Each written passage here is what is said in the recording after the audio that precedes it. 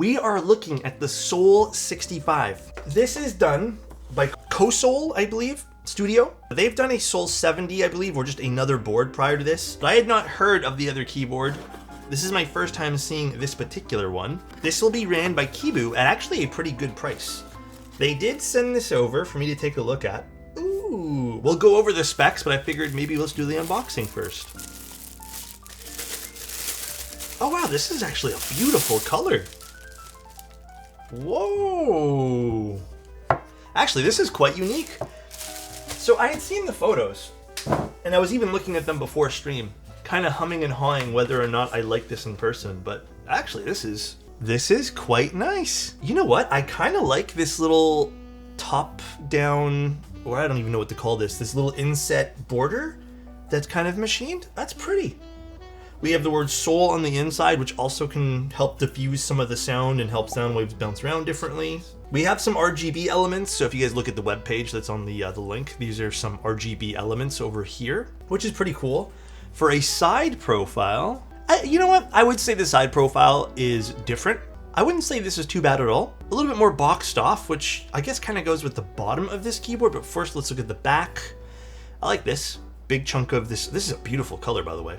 Very, very pretty color. And then we have the bottom, which this is pretty cool too. Powered by Kosol since 2021. We have this cool little Thunderbolt with this little stepped machining pattern, which actually looks pretty cool. There are other ways you can build this with like copper mid pieces and stuff. I believe this is the all aluminum one. This is pretty. You know what? I gotta say, this is quite pretty. The Thunderbolt is kind of cute. Little JST connector. That's a non-standard daughter board there in the back. I would say maybe the only thing I'm not like huge on, but you know what? I appreciate the message, is it says make it happen here on the front. Maybe I'm not huge on it, but you know, I still think that's not too bad. All right, let's all take a look together at the webpage, shall we? All right, the Soul 65 group buy. This kind of makes no sense if you're reading this, because you have to understand they've designed another board. They designed the concept of the Soul 65, continues their design of their previous, which is, again, the other Soul board. It's $184 for the aluminum middle frame, which is like the one I think I have. Group buy in 2026. I think it's 2026. The brass middle frame is $310, and then the copper middle frame is $325. I would say, like I told you guys at the beginning, really good prices, even for the copper. And then if you want extra PC cases, add-ons, those will be $90. So I would say pretty damn good prices. We can skip down to over here. It's gonna be Kibu and Keyspensary. And then I remember reading something about here it is. For US orders purchased from Kibu, we will cover the US duty fees. That means no additional charges. Pretty awesome. I think that also adds to the value of these prices here as well. We have a win key option, aluminum case, silicone gasket mount, aluminum plate, and then we have either aluminum, brass, or copper. And then we got a PCB, that is 1.6 mil. It comes in either solder or hot swap. I'm not sure what we have today. So the front height's a little deceptive. I just want to point this out right now. So I was doing my research, my due diligence about the board. It's 17 millimeters. I think they're measuring it from the bottom, like where the chamfer is.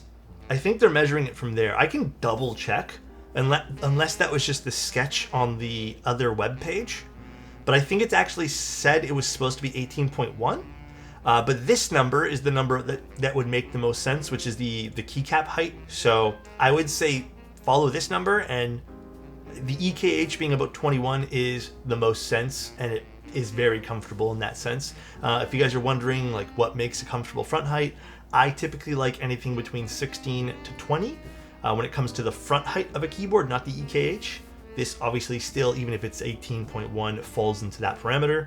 It's about 1.24 kilograms, and then comes with, I'd say, your standard fare of stuff. It comes with a case, a badge, a plate, the PCB, foam packages, and gaskets. Mine came in a cardboard box, which I'm not too sure if that constitutes as the case. And then we have colors, which we have lilac, which is really pretty. We have light gray. I'd say this is the most neutral of all the colors, if you were looking for something like that. We have the dark copper, which is what I have, which is this kind of, I guess they're calling it coffee. This is probably my favorite color of all of them. Then they have this actually really nice like glacier blue. I think this is also really pretty. Then we have a silver plus navy, my least favorite of all the colors to be completely honest, but again, this is subjective. And then we have lilac plus copper middle frame. I guess this is to show off the copper. The copper would have been interesting for today. And then we have the PC version, which the PC version is kind of hot. I'm not gonna lie. This is kind of a hot board with PC. This board in PC, when I was looking at the photos before the stream, I was like, oof, I don't know if we'll get this today, but the PC one looks stunning. And then we have our PCB layout supports, which is the hot swap. I'm not sure about the solder, but the hot swap looks fairly limited. Now we can start building our keyboard today. Ooh, I love little boxes like this, where you gotta unwind it. I don't know why this is so satisfactory.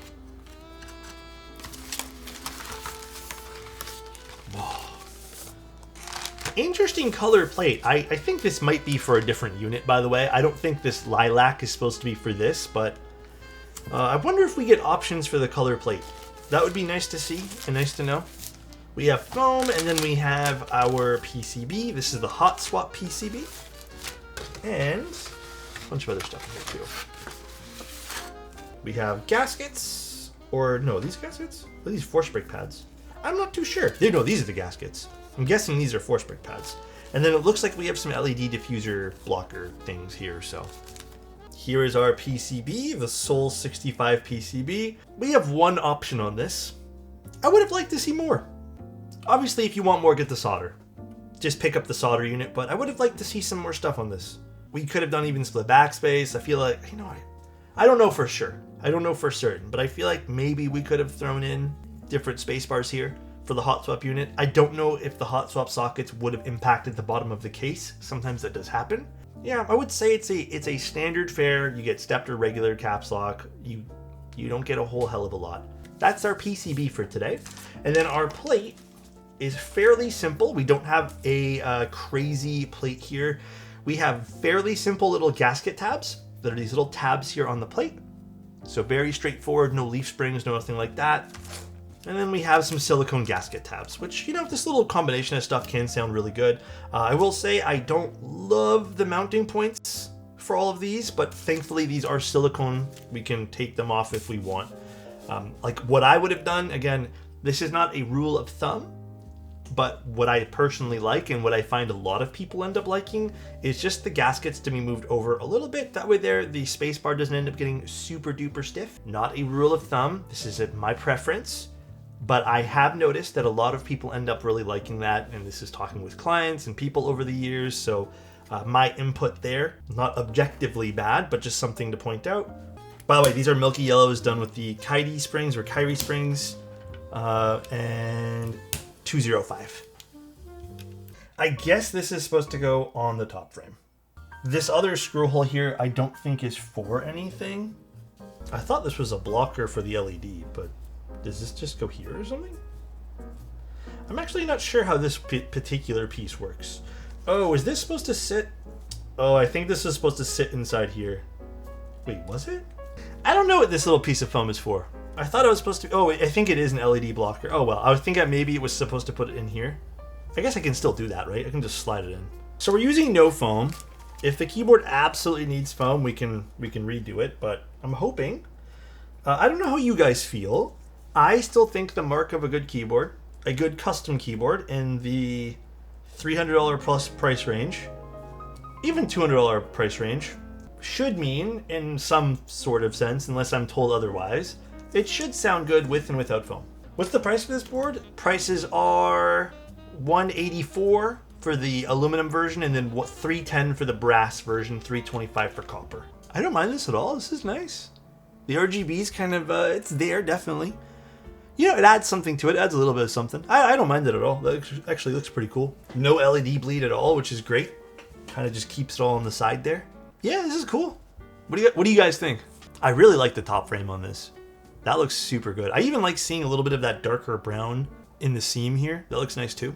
Shall we see what it sounds like with Milky Yellow's aluminum plate, all the gaskets installed?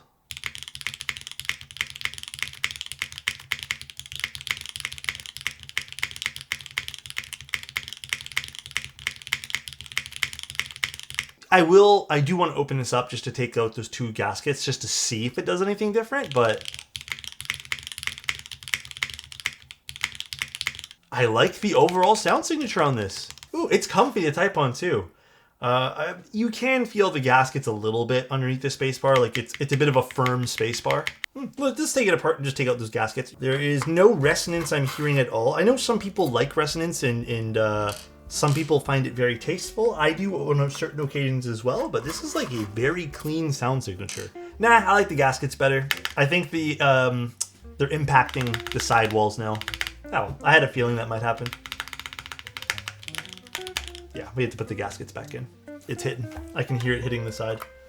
Oh well, not a big deal. Yeah, I think this sounds great.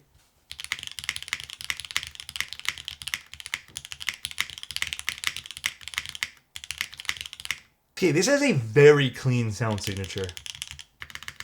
Like I hear like 0 resonance. Also, this is impressive considering this is all aluminum too.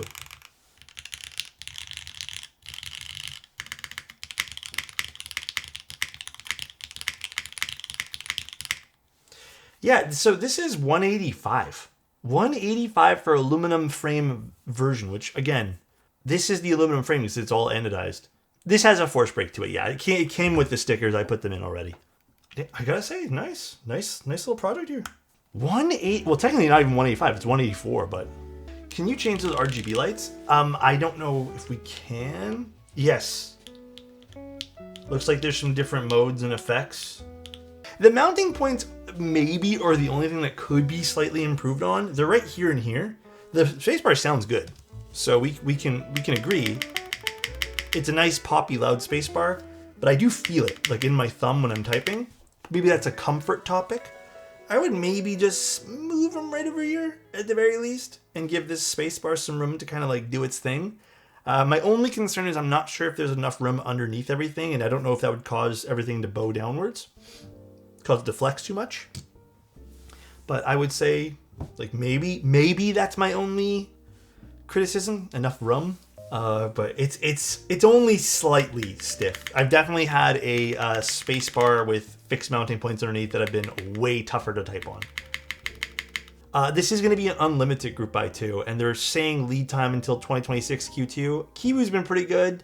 I've only seen slight delays from Kibu, never huge major ones. So love you guys and bye-bye. Take care.